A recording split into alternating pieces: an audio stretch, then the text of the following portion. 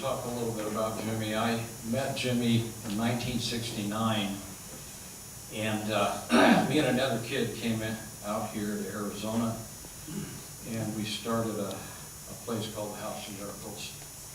And Jimmy would call me up over the years, and he would just say, you know, thank you, Jimmy Roberts, because you came out to Arizona and you obeyed God and you opened this house. And I always tell Jim, I said, Jim, I didn't have a clue. I didn't know what to do. I didn't have a plan. I was just a kid that couldn't shut up. I just wanted to talk about Jesus, Jesus, Jesus, Jesus, Jesus. And Jimmy came to the house. Well, a man gave us a house, rent-free. And we said, well, let's call it the house. People would call it the Miracle House, but I call it House of Miracles. Anyway.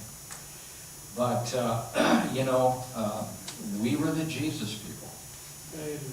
And we went out, we just read the book, and we believed it, and said, okay, let's go out there and tell all the world. And, you know, we kept mattresses in the back, and anybody who came, we just put them out.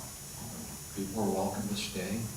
We had coffee and tea all day long, had Bible studies. We had rap sessions, you know, remember the rap sessions? That was a long time ago. Everybody's on the computer or on their phones. But, and we shared our faith. And, you know, hundreds of kids came every week because they had never seen the Jesus people before. Or as DC Talk put it, we were called Jesus freaks. And, you know, Jimmy, he took his faith through the years, and he's been an inspiration and encouragement to so many people. And, you know, he's been kind of a magnet for, I have to call us the over-the-hill bunch now. Because I think a few of us have already dropped off. And, but nobody can take Jimmy's place. And I don't know how we're going to do it without him.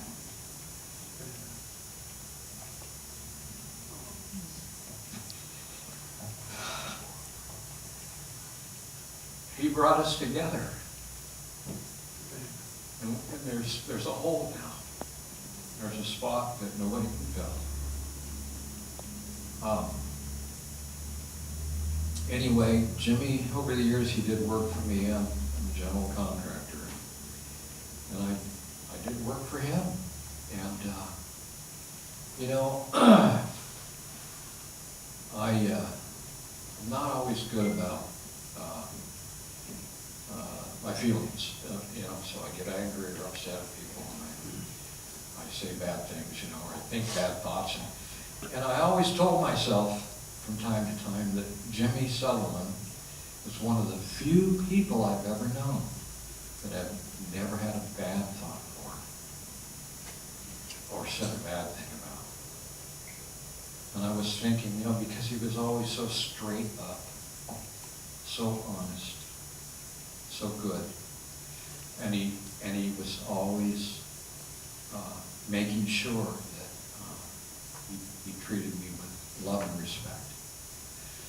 And he was what they call a straight shooter. And anyway, he would pull us all together, and we would get together over the years. And so I'm not sure who's going to do that now. But who's going to be a strong one like him? And my wife said something that I just haven't been able to get over for a couple of weeks now. And she said, I've never known a greater curmudgeon than Jimmy Sutherland. And I said, well, what does curmudgeon mean? The grumpy one. And so everybody that knows Jimmy knows exactly what I'm talking about. Because boy, I had the darndest time trying to work with him. Because everything had to be perfect. And done just right, you know. And I was just like, oh my God, you know. And I said, well, okay, just don't argue with him. You know, he's going to tear up my head if I do, you know. Just let him do it. Let him, you know, have his way here, and we'll get her done. Anyway, my wife said, but you know, I've never known anyone with a bigger smile than Jimmy Sullivan. And then she said, and you know what? She says, I've never known anybody who has said, thank you, Jesus. Thank you, Jesus, so much. Anyway, you know, so I just wanted to say for Jimmy and for all of us one more time. I'm going to try to do it like Jimmy would. Thank you, Jesus. Amen. Hallelujah. Hallelujah.